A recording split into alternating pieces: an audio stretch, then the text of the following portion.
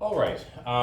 So I was asked to share this. So this is an advertisement for some work, some research on student experience that's being done by the Faculty of Science related to EDI, AR, equity, diversity, inclusion, anti-racism concepts. And so what they're basically doing is they're looking to do 30-minute interviews with anyone who is in one of these groups, and I think it's quite broad. So there's lots of different groups here, and also any other equity deserving group. So I'm not sure exactly what the broad definition of that is for this purpose, but if you're interested in sharing your experience, I would definitely reach out to this email address. This is really important, actually. If you have something to say on this topic, like especially any, we use the general term barriers, like anything that you've experienced or had trouble with that has been an obstacle to succeeding as best as you can in your university program. It's hard to fix those barriers if you don't know what they are. So this is kind of the purpose of this, is to try to understand what challenges students are facing. And if you're in physics, you can you can look at this poster, and I think they're doing physics-specific data collection, and also Faculty of Science. I think there's probably an ocean science one as well. So if you just email that address, they'll sort you out. Okay, so we're sort of now into the last stages of the course. And today, and this will probably bleed into Wednesday, we're talking about the last major book topic, which is the tides. And then after we're finished tides, we're going to get into sort of a mix of topics that'll sort of be one lecture each or a part of a lecture on different mailbag topics. So these are topics that people requested on the assignment. But remember, on the first assignment, you were asked, are there any topics you'd be interested in? So there'll be topics that are drawn from that and also drawn from answers to that question in previous years. So there'll be a lecture, for example, on how do climate models really work. A lecture, there'll be bits on geoengineering, and sort of a mix and match of various interesting topics that are related to climate. But so today we're going to start off with, we're going to start digging into tides, and probably have a class or two on that. And then also in the next couple weeks, as we round out the term, we'll have a couple of guest lectures as well. We're going to have someone talk about their research in ocean acoustics, so how they use sound waves to study the ocean. And also another graduate student is going to give a talk about climate modeling and paleoclimate, which is classes in the past. Okay, so that's sort of the how we're going to run out the term here. Okay. So we just had the midterm, and we had a break day where I couldn't make it. But before that, we just to sort of summarize the end part of waves, we talked about two main wave phenomena just before the midterm. One was wave refraction. This question was actually on the midterm. Sort of this idea that as waves come into the beach, we always see them coming in parallel. So the line of the wave crest seems to propagate in so that it's parallel to the beach. You never see them coming in at sharp angles. And we explained why that is. It has to do with the fact that the speed of the waves changes as you go further from the beach. Generally, the water gets deeper as you go away from the shoreline. And that means the speed increases, because the speed of the shallow water waves goes or it's equal to the square root of gravity times depth. So as the depth increases, the speed increases. And that causes the waves to rotate as they come in. So even if they might initially come in at sort of random angles based on wherever the storm happened, they always rotate so that they come in parallel. And the other topic was tsunamis, and just the main point about tsunamis is that they're very, very large scale waves that are created by seismic activity. Basically, seafloor earthquakes is one of the main causes. And these things behave like shallow water waves even though they're in the deep ocean, because their horizontal scales are so enormous, hundreds of kilometers. And then we just left off with the gravitational force law that we'll talk about again at the beginning now. So today we're going to talk about tides, what is the physical mechanism that creates tides, and then what different types of tidal phenomena do we observe. Okay, so what causes ocean tides? So last time we asked this question, and the answers were basically the moon and the sun. So the gravitational effect of the moon and the sun are what drives the tides, and we're going to look at that in quite a bit of detail. But centering the discussion, and so something that's really important to keep in mind, is just this mathematical formulation of the force law for gravity, which we probably have all seen maybe in high school or definitely first year physics. And the important part is that when two objects attract each other, the larger the masses are, the stronger the attraction, and then the further they are apart, the weaker the attraction. And if you double the distance, the strength of the attraction goes down by a factor of 4. So it's called an inverse square law. Actually, there are several laws in physics that have this inverse square form. Does anyone else know an example of what's another force law that has this sort of general shape? The same kind of equation, looks very similar. Anyone else give me another example?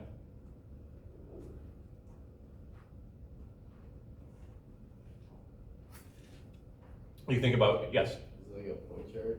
Point charge, and what's that's is that right? So what's that force law called? Do you remember the name? I'm not sure. It starts with a C. Coulomb's law. Yeah. So Coulomb's law is exactly like this. Where it says that the force, either the attractive force between two opposite charges, or the repelling force between two like charges, goes like a constant. We usually call that the K constant, times the product of the two charges, Q1 times Q2, divided by the distance squared. And so gravity and the electrostatic forces have very, very similar mathematical form, and you can kind of think of mass as like gravitational charge in that way, and actually people do think of that explicitly in those terms. So it's interesting to think about, I might cover this later and sort of in the bonus topics, it's interesting to think about why would it be that those two laws have almost the same exact form, constant times product of charges divided by distance squared. And there's actually a fundamental reason why those laws have the same shape, but we may return to that later. Okay, but so the key thing is larger objects have stronger gravity, and then the force goes down like the square of the distance as the distance increases. Okay, so we're going to talk quite a bit about the gravitational forces that are happening between the Earth and the Moon, because those are the main forces that drive the tides. And there's a little bit of terminology we need to set up. So we're going to think of, so here's the Earth and here's the Moon, and so every point on the Earth's surface is attracted to the Moon by gravitational forces, and those forces are directed toward the center of the Moon. So what that means is that across the Earth's surface, you see the angles of these gravitational force vectors. They change as you go around the Earth, because they always point from a point on the Earth's surface to the center of the Moon. And then also, the strengths of those forces also differs from place to place, because some places on the Earth are closer to the Moon, so that 1 over r squared, well, the r is a smaller number. So at the point closest to the Moon, we have a long arrow here. That's because the gravitational pull is stronger. And on the opposite side, away from the Moon, we have a smaller arrow indicating that the force is weaker. And these like small differences in the gravitational force are actually what causes the tides.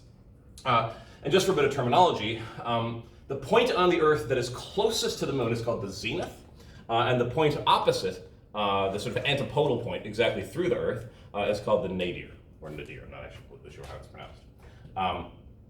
So we've got a gravitational force that always points towards the center of the Moon. The angles and the strengths differ, with the near side of the Earth having stronger attraction, and the far side of the Earth having a weaker attraction. Okay, so tides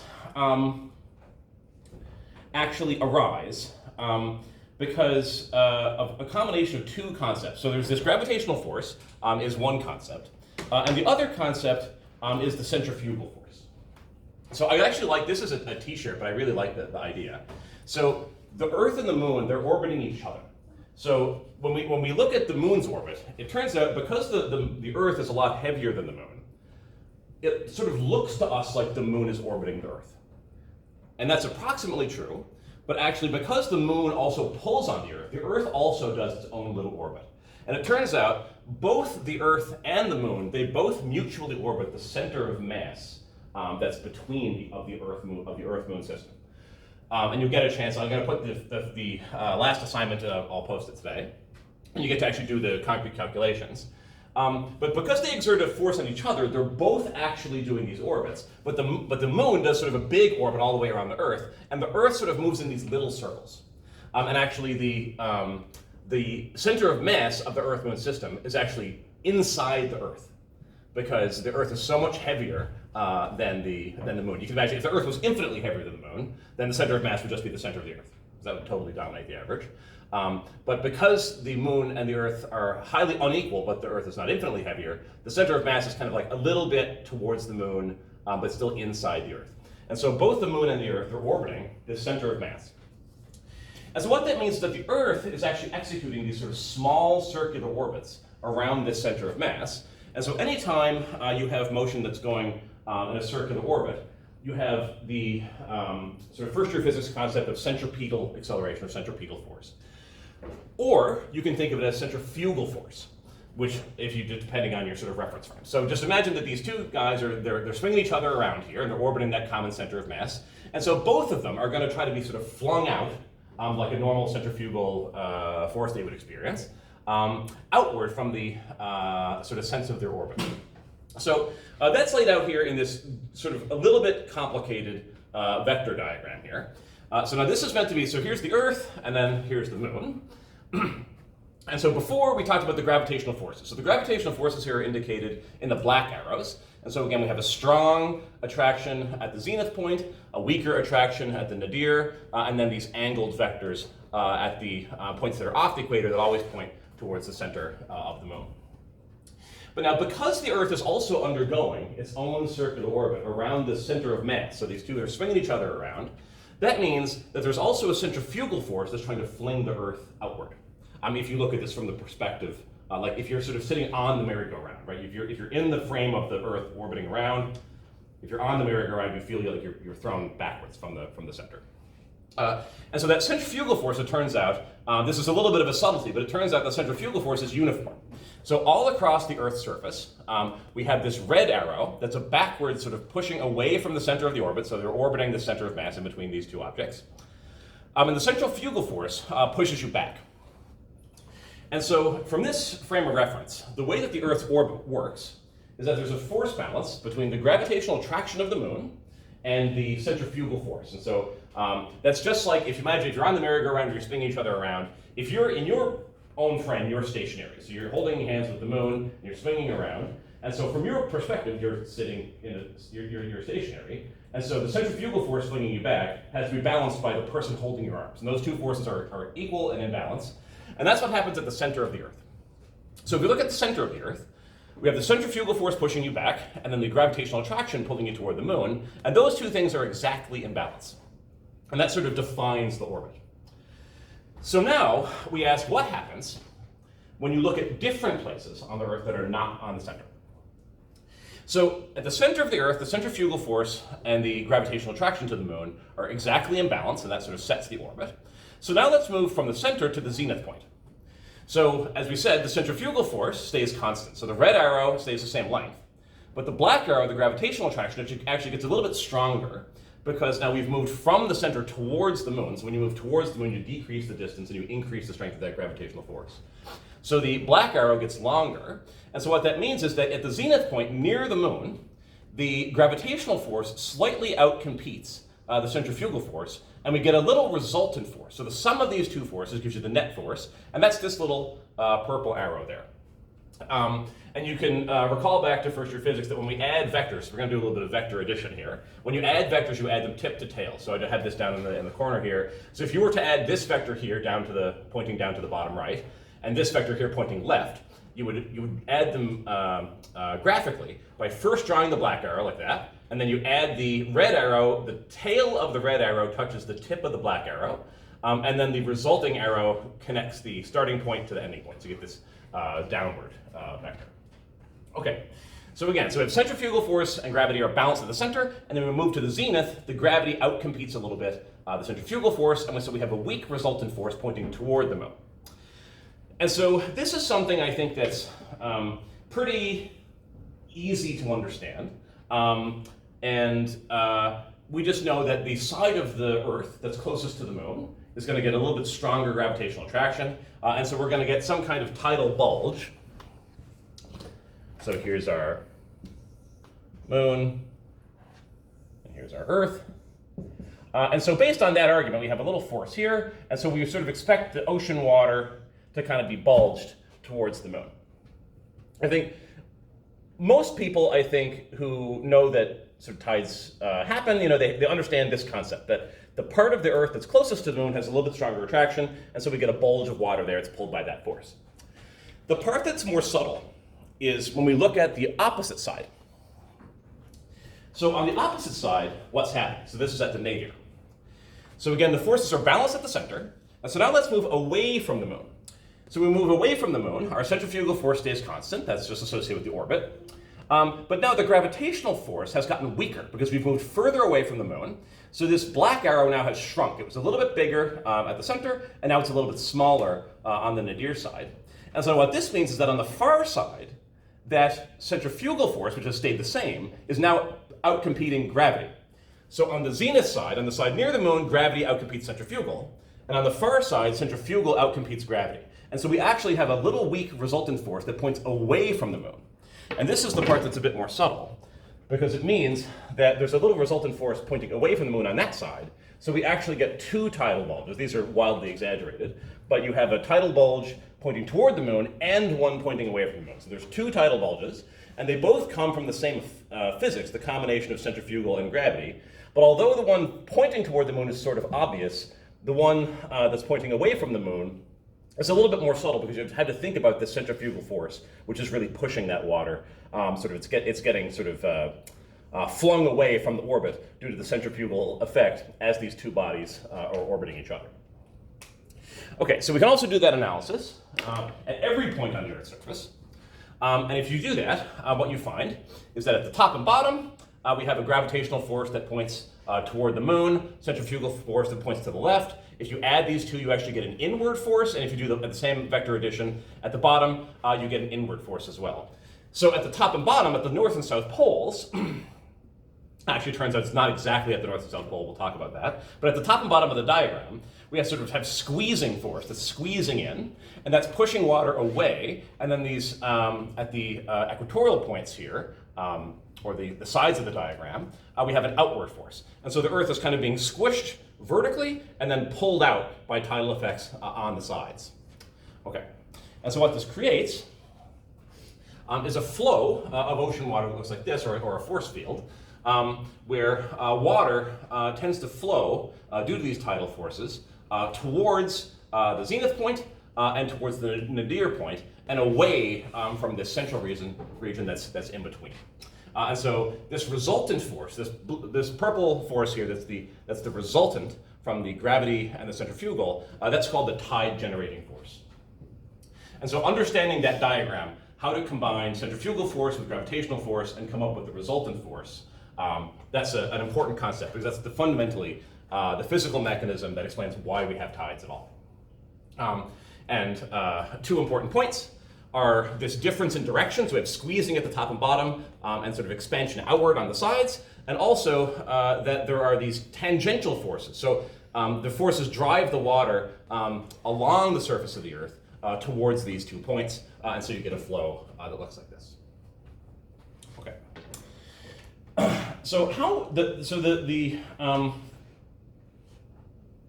okay, and so here's the diagram of what the tidal bulges look like. So we have the Earth in the center, circular spherical Earth, and then the tidal bulge looks like this. So we have a sort of, in this picture, we have low tide in this region on the top and bottom, and we'd be having high tide on the two sides. And then because these bulges are produced by the gravitational effect of the moon, we call those the lunar bulges. And then we're going to get to, so later we're going to talk about the effect of the sun, and then the sun also has tidal bulges that are called the solar bulges. And the way to think about the tides is these tidal bulges are set by gravitational effects and orbital effects. But then the rotation of the Earth, so the Earth spinning on its own axis, kind of happens within that bulge structure. So you can think about these tidal bulges as being fixed, and the Earth rotates within those bulges. So a particular point on the Earth, we'll talk about this in more detail, but a particular point on the Earth, like say this point, in this particular picture, this point on the front of the Earth right here would be at low tide right now, but then the Earth is going to continue rotating, and so this point will rotate around, and it'll rotate into this bulge, then around the back of the picture back to a low tide, and then rotate here to a high tide, and then rotate back to a low tide in the middle. So you think of the bulges as fixed, those are set by gravitational physics, and you think of the Earth as spinning inside those bulges, and that's the way to think about how the tides happen. And that also tells you that you're going to have generally, you're going to have 2 high tides and 2 low tides per day. Because when you rotate first through that bulge, then on the back of this picture there's a low tide, then on the left-hand side there's a high tide, and you rotate through both high tides once a day. So the tidal period is basically 12 hours. There are some subtleties we're going to talk about, but that's the important thing, that the bulges are set by centrifugal and gravity, orbital and gravitational forces. That sets the bulges, and the Earth rotates within that framework. Okay, a little bit of terminology. So this is the kind of stuff that if you're doing work in ocean science or oceanography, you'll come across this terminology. So it's just good to see it. When the tide is going up, we call that the flood tide, and when the water level is going down, we call that the ebb tide. And this is just saying the same thing, that the bulges are fixed and the Earth rotates through that. Okay. We mentioned that there's 2 high tides per day. So roughly speaking, the tidal period is 12 hours. Happens twice a day. Between 12 hours between high tides, 12 hours between low tides. But actually, because the tides are associated with the position of the moon, and the moon, as the Earth rotates, the moon is also orbiting around the Earth. There are some subtleties in the exact timing, because it's the position of the moon that ultimately sets those tidal bulges. There's one pointing toward the moon and one pointing away from the moon, and as the moon moves, those tidal bulges also rotate. So there's this concept called the lunar day, and if you think in terms of lunar days, actually, it turns out that sort of all the numbers and the way you think about tides becomes a little bit simpler. And so what we call a lunar day is the time between 2 successive overhead moons. So you look up, if you look directly up and the moon is right above your head, then there's a certain amount of time that passes when the next time that happens. And so the question is that longer, shorter, or equal to one sort of typical day? Does anyone have any idea or has seen this concept before, the lunar day?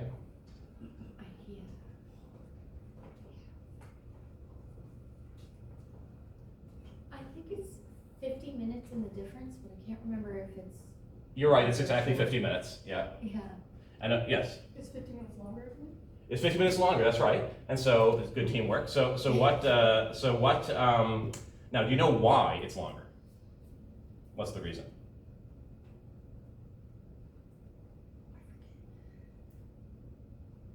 So it has to do, this is pretty subtle. So it has to do with the fact that the moon is not stationary. So I think this picture explains it really well. So imagine we're standing here on the North Pole and we're looking up and the moon's right above our head. And now we're going to imagine what happens as the Earth does one rotation. So as the Earth does one rotation, so here's the North Pole. We're actually at the equator. Sorry, that's wrong. So this is the Arctic right here, and so we're sitting on the equator. We're looking up. Here's the moon. So as the Earth rotates, our person here is going to rotate around first to that side, then the bottom, then the right-hand side, then the top. So after one day, this person has rotated all the way around, and so 24 hours later, they're back exactly where they started. That's the rotation of the Earth. But what happened to the moon? Is the moon now overhead again, or is it not? It's actually not, because as this person rotates around, the moon also orbits around the Earth. And they orbit in the same sense, so they both orbit kind of in the same direction. So as this person rotates around the Earth, the moon also orbits around the Earth, but does not make a full orbit. The moon, when you get back to your original position, the moon is advanced from your position by 1 day times the angular frequency of the moon going around. And so actually you have to wait a little bit longer for the person to catch up to where the moon is, because the moon has rotated a little bit during that 1 day. So you need to wait slightly longer than 1 day. It turns out that it's 50 minutes extra to get the moon overhead again. And so this is the time period. It's actually 1 day and 50 minutes is the total period to go through 2 high tides. So in lunar days, a half a day is the tidal period.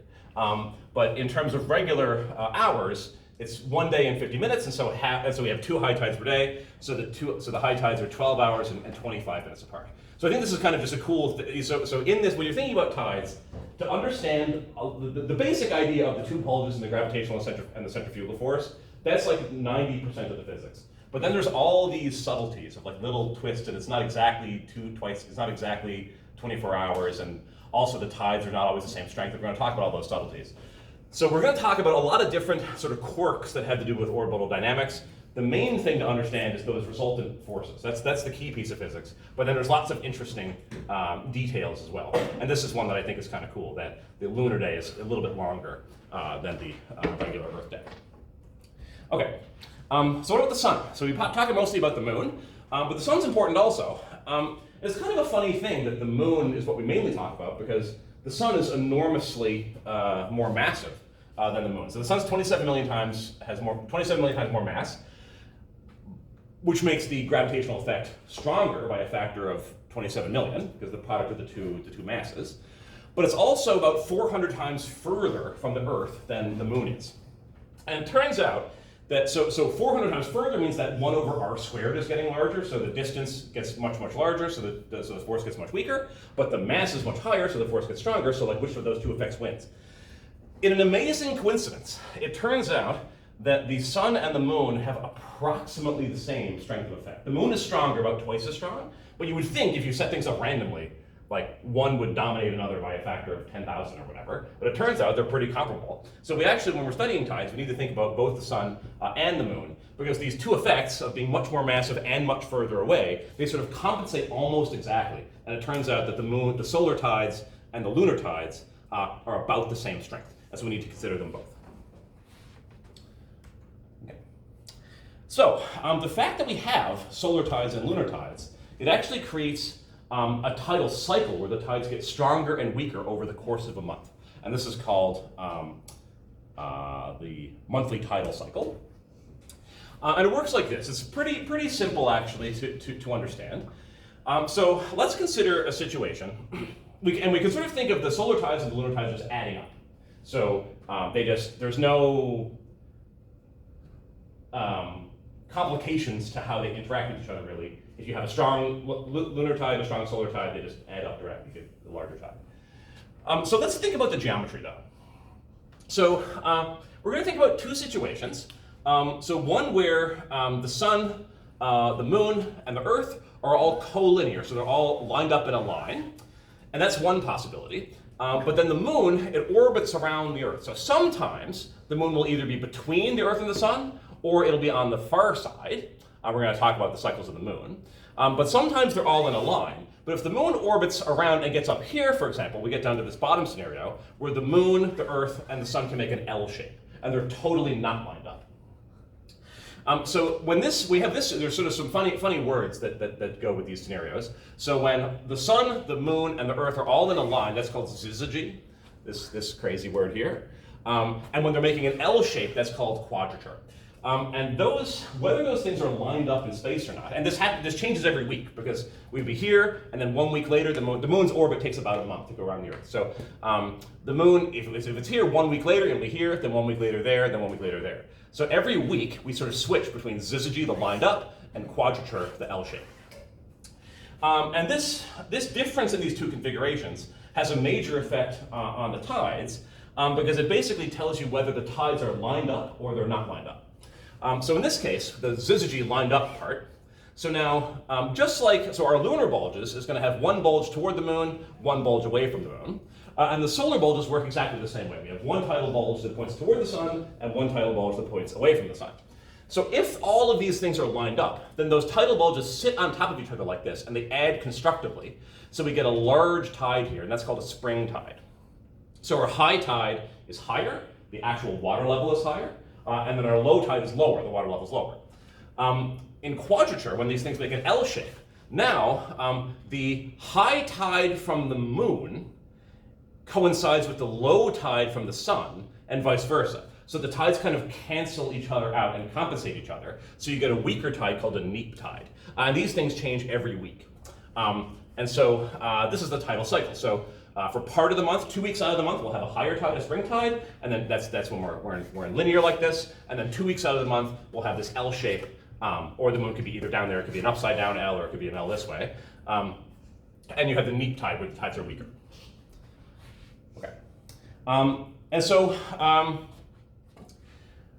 So the orbit of the moon around the sun plays a really key role in both creating the tides themselves and also modulating the strength of the tides through the monthly cycle, the 1 month orbital cycle of the moon.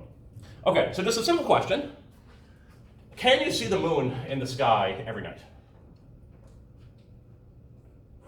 No. Okay, why not? Because it moves, and then we could also get like clouds and weather that. Okay, so putting aside clouds, so obviously that's a correct answer. But just let's say there were no clouds. So the moon moves. That's correct. So what about the movement matters? Do you have a comment? I was going to say the phases of the moon. The phases. Yeah. So the phases of the moon are basically traced to this fact that the moon orbits around and around. And it turns out, I like to ask this question just because it's something you might not think about explicitly, concretely. But yeah, so the phases of the moons, we're just going to briefly talk about this. I think this is sort of, everyone should know this, so and it has to do with tides, so we'll just talk about it briefly. So it turns out, no, you cannot see the moon every night, because sometimes we have a new moon. So this diagram shows the Earth is in the center, and this is like a top-down view. So this is the Arctic again. We're looking down from the top. So the Earth is rotating around this way, and then the moon, in the same sense, is orbiting around the Earth with a period of 1 month. So if we imagine a scenario where the moon is directly between the sun and the Earth, then the illuminated side of the moon that's catching that sunlight is actually facing away from the Earth. And so the part of the moon that we can look at, that we can see, is dark. It's not illuminated, so we can't see it. And then as the moon moves around the Earth, different parts of it get illuminated, and we go from a new moon, which is invisible, to these beautiful crescent moons, up to the half moon, which is called the first quarter, the gibbous shape, which is kind of the blobby but not completely filled in, and then the full moon, and then the process reverses. Now, can anyone tell me, if you're looking at a crescent moon, let's say you look at this crescent, or you could also have that crescent. So, and they're opposites. They're opposite, kind of like they're kind of mirrors of each other, right? So, can you tell me from the diagram? Maybe you know, but do people know how to know, is this moon getting bigger or is it getting smaller? Do people know? I didn't know this until I started teaching this course. Yeah. So we can tell this one's getting bigger because it's going around. This is the sense of the diagram. But if you just saw that in the night sky, would you know, is it getting larger or smaller? Yeah. Yeah. I believe like it goes from like the light or shadow goes from right to left. That's correct. You see, like if the light is on the right, then it's getting bigger. Yes, that's exactly right. Now, do you have a mental trick from remembering that, or you just remember it like as a fact? The opposite of reading a book. It goes from right to left rather than left to right. Okay, cool. The opposite of reading a book. That makes sense. So that's very logical. But I learned a mnemonic from a friend of mine who said when they were in their undergrad, they took like a space course that they just did as an easy A basically, and then they learned lots of tricks to remember these various facts. And so if you want to know, is that a waxing crescent, meaning the light is getting bigger, or is it a waning crescent, meaning it's fading away, you can use the mnemonic, light on the right, the moon is getting bright. Yeah, and you probably will never forget that because it's a nice rhyme. That's how I always remember it. So that's a waxing crescent. This is a waxing gibbous because the light is on the right-hand side, so this is expanding. This one is a waning gibbous. The light is on the left, so it's fading away, and this is a waning crescent. And so key thing, the moon orbits around, different phases of the moon are connected to the orbit around the Earth, which takes a 1 month period. Okay, and this is all connected to the tides. Okay, so that's the basic story. You have your two tidal bulges. The Earth is rotating within that tidal bulge system. And then we have this idea of syzygy and quadrature, whether the Earth, Moon, and Sun are lined up, where you have a strong tide because of the overlapping bulges, or you have an L shape, which is called quadrature. And then the bulges are destructively interfering. They're kind of canceling each other out. But then there are a few additional factors that make the story a little bit more complicated. And one of them is that the moon is actually not lined up with the equator. So in our diagrams before, we sort of imagined that the Earth is sort of spinning in this sense. We'd say, here's the spin axis, so the Earth is spinning like that. And then it looks in this diagram like the moon is at the equator. But that's not true. The moon is actually elevated at an angle of 28, I think 28 degrees? Yeah, 28 and a half degrees above sort of the equatorial plane of the Earth. And so what that means is that the elevation of the moon causes the tidal bulges to tilt. So the tidal bulges are not on the equator, they're pointed to the moon, which is elevated in its orbit by 28 and a half degrees. And it turns out that 28 and a half degrees comes from two sources. One is the Earth's spin axis. So remember when we talked about the seasons, we said the seasons aren't caused by the Earth being closer or further from the sun, it's caused by this tilt of the spin axis. So sometimes the northern hemisphere is close to the sun, and sometimes it's pointed away, and that's what causes northern hemisphere summer and winter.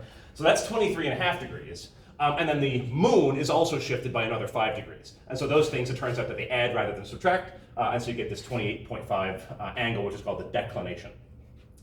So what this means, what are the implications for the tides?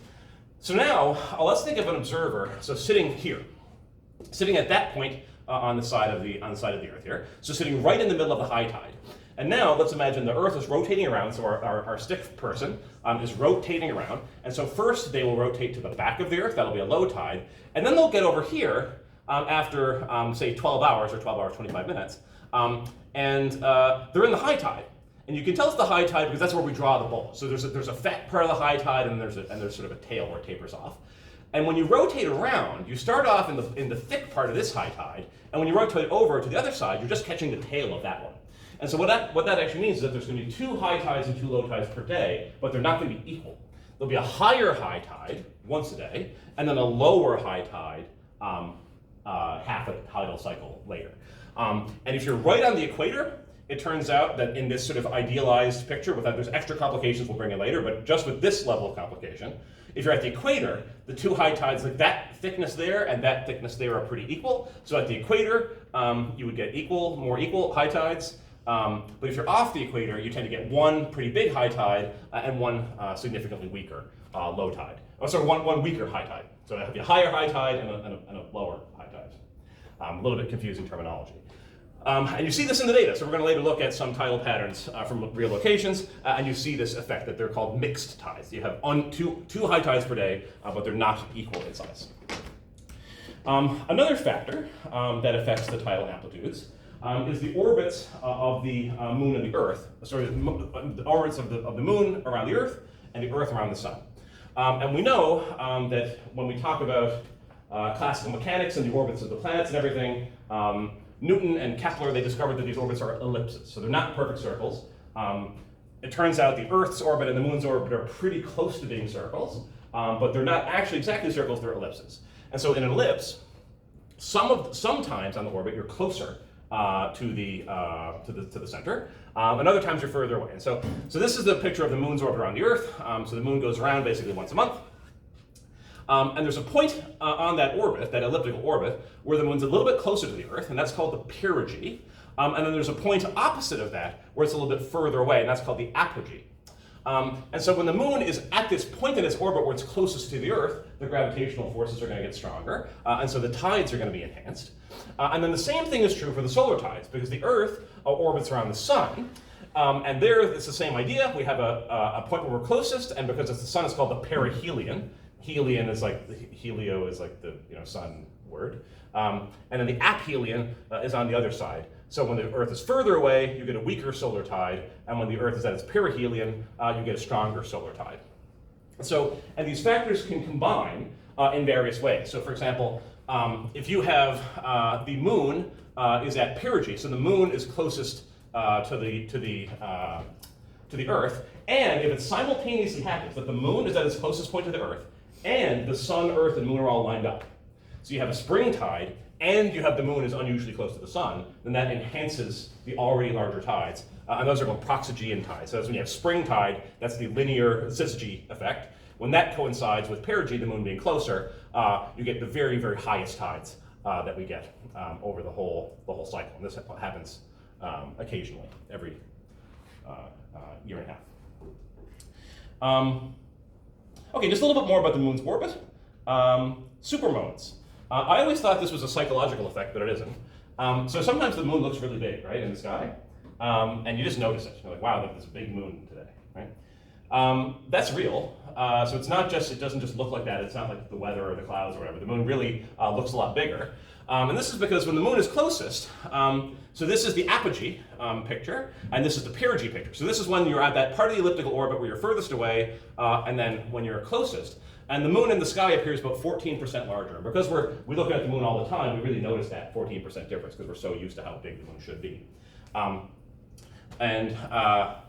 You can plot here, so this is as the moon goes through its orbit. This is the distance between the moon and the Earth, and over time, you can see it fluctuates back and forth, basically on a monthly time scale as it goes around that orbit. And then when the full moon, are these circles, these dark circles, when the full moon happens at the smallest distance, so the bottom part of this graph is where the distance is the smallest. And when you happen to have a full moon at that smallest distance, that's when we could get a supermoon.